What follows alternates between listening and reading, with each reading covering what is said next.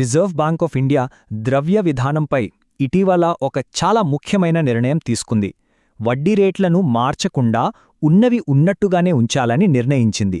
మరి ఈ నిర్ణయం మన భారత ఆర్థిక వ్యవస్థ గురించి ఏం చెబుతోంది? అసలీ నిర్ణయం వెనుక కథేంటి? రండి వివరంగా చూద్దాం.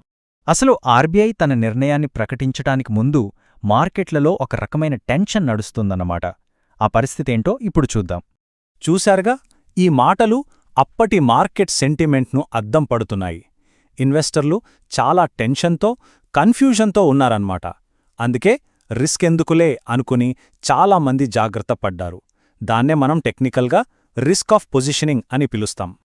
ఆ రోజు మార్నింగ్ సుమారు 9:45 టైంకి ఈ టెన్షన్ ప్రభావం స్టాక్ మార్కెట్పై క్లియర్గా కనిపించింది.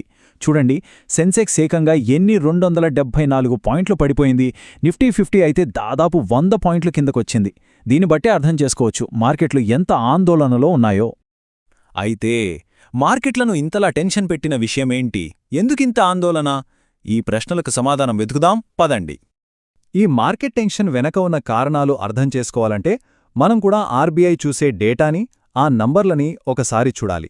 ఆర్థిక వ్యవస్థ ఆరోగ్యం ఎలా ఉందో చెప్పే ఆ కీలకమైన సంఖ్యలని ఇప్పుడు విశ్లేషిద్దాం.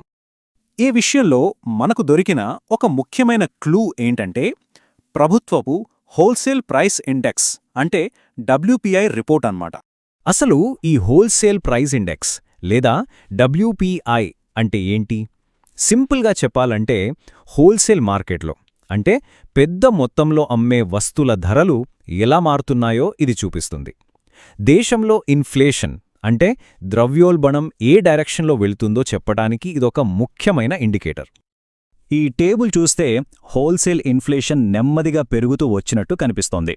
నవంబర్లో నెగటివ్లో ఉన్న ద్రవ్యోల్బణం జనవరి వచ్చేసరికి 1.81% పెరిగింది. అయితే ఈ పెరుగుదల ఉన్నప్పటికీ ఓవరాల్గా చూస్తే ఇన్ఫ్లేషన్ రేట్ ఇంకా కంట్రోల్లోనే ఉందని చెప్పాలి. సరే, ఈ WPIలో ఏమేముంటాయో చూద్దాం.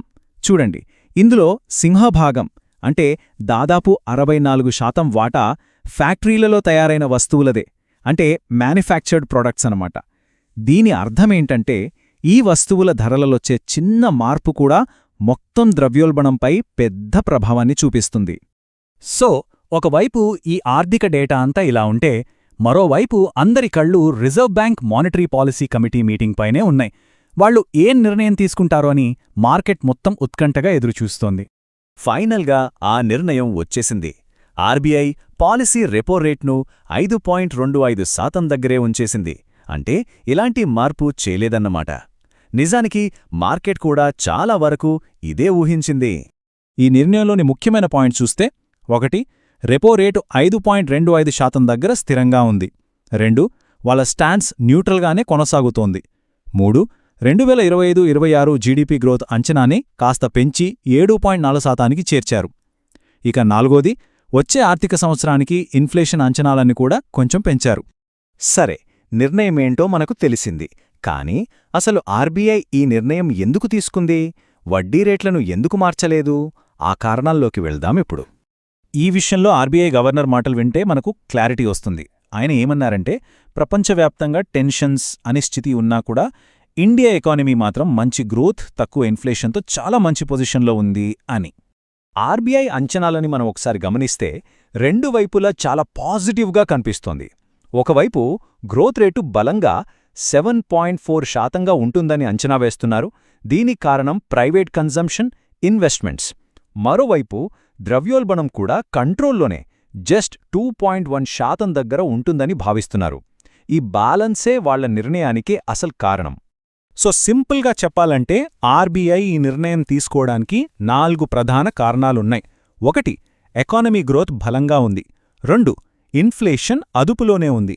3. ప్రస్తుత వడ్డీ రేటు ఈ పరిస్థితులకు కరెక్ట్గా సరిపోతుందని వాళ్లు భావించారు. మరీ ముఖ్యంగా ఈ నిర్ణయాన్ని కమిటీ సభ్యులందరూ ఏకగ్రీవంగా తీసుకున్నారు. అయితే ఈ ఒక్క నిర్ణయం ప్రాముఖ్యత ఏంటి? భవిష్యత్తుకి ఇది ఎలాంటి సంకేతాలిస్తోంది? దాని గురించి ఇప్పుడు మాట్లాడుకుందాం.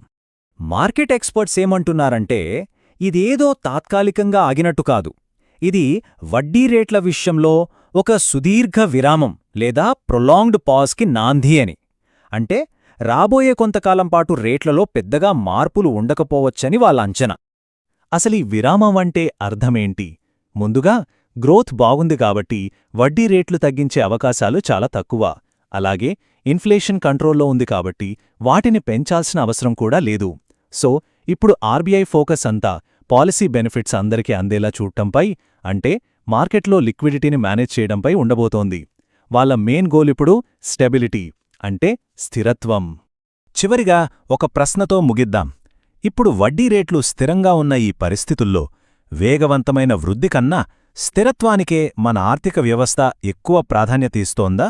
బహుశా ప్రస్తుత గ్లోబల్ సిచ్యువేషన్లో ఈ స్టెబిలిటీనే కొత్త గ్రోత్ ఏమో.